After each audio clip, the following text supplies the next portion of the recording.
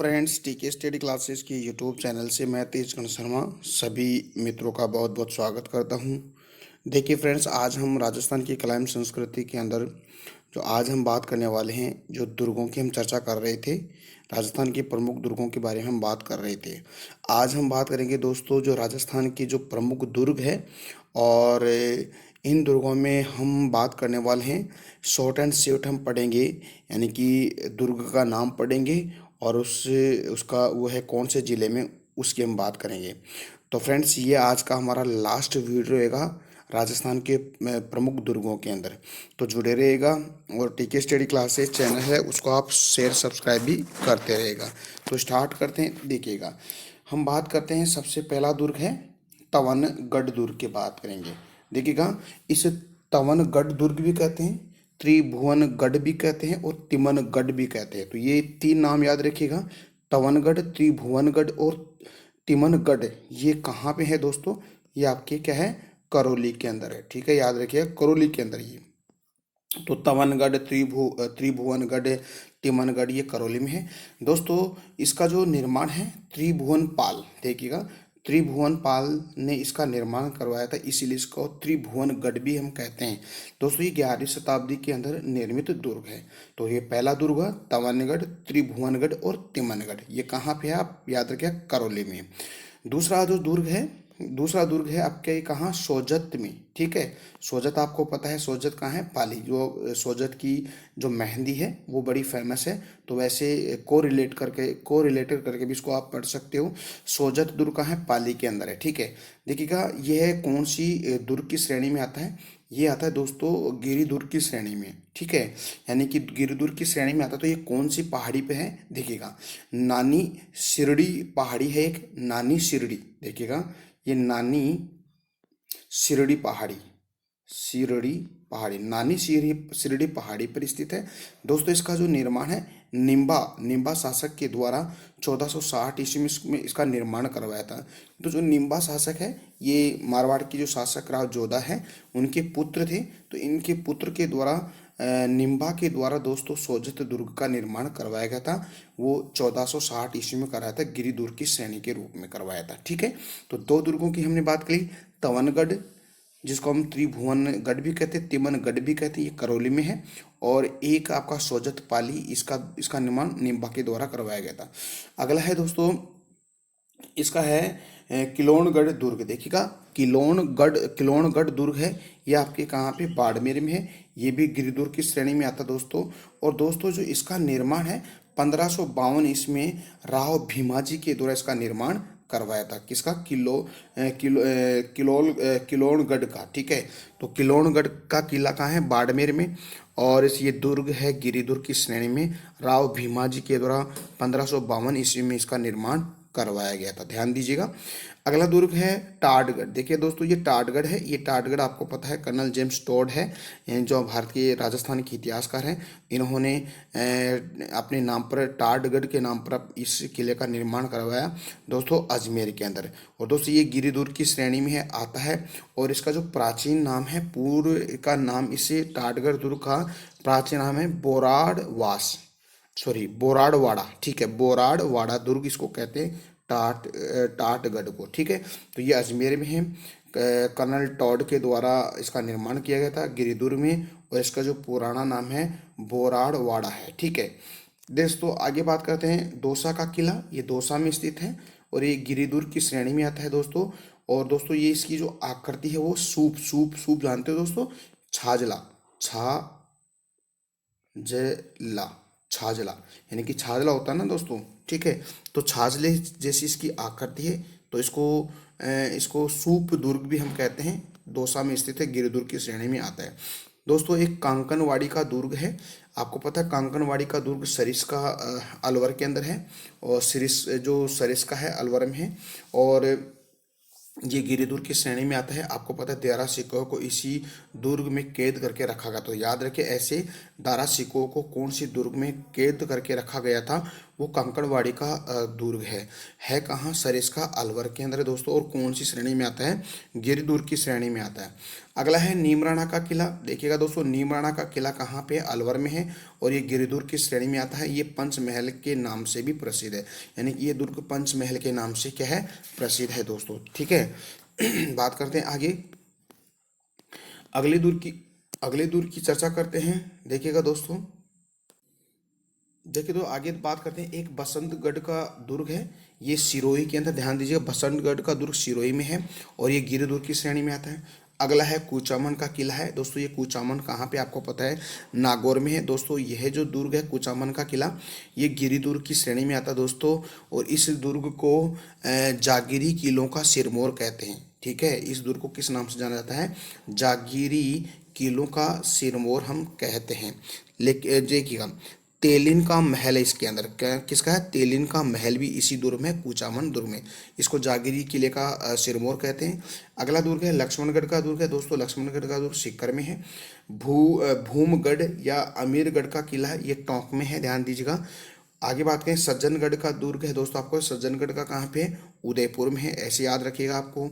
देखिएगा, सज्जनगढ़ के बाद में असीरगढ़ है, असीरगढ़ का टोंक में है। कंकोड़ किला है टोंक में।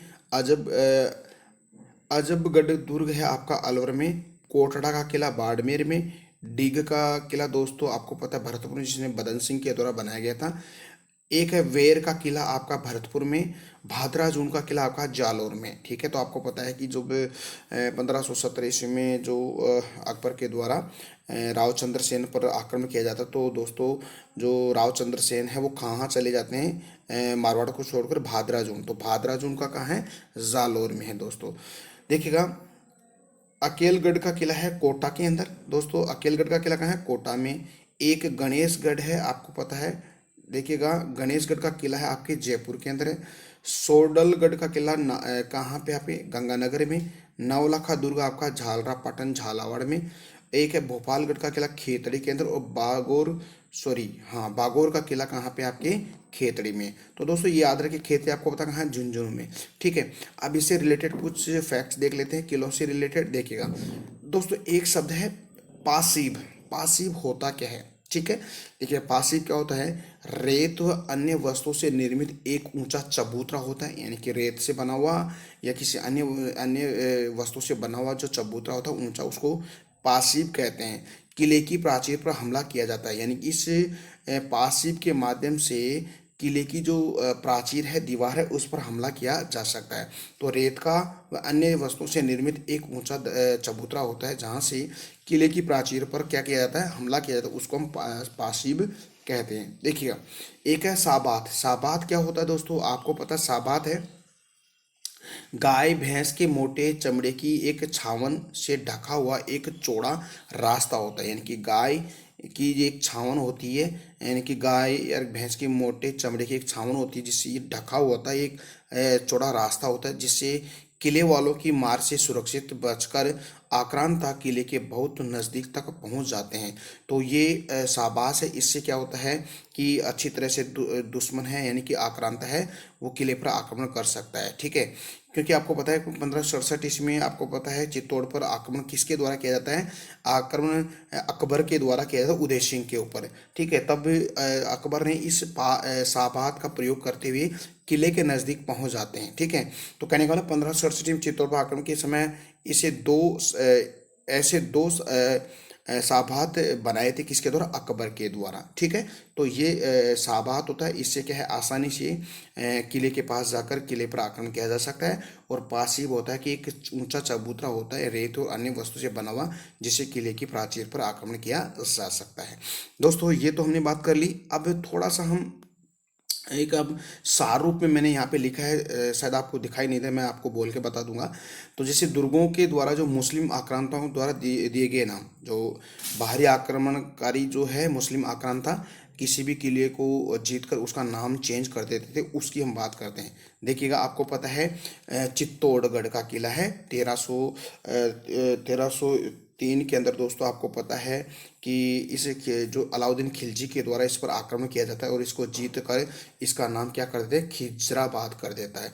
ऐसे हम कह सकते हैं कि सिवाना का किले पर भी दोस्तों अलाउद्दीन खिलजी के द्वारा आक्रमण किया जाता है, उसका नाम चेंज करके क्या कर देते हैं, खैराबाद करते हैं।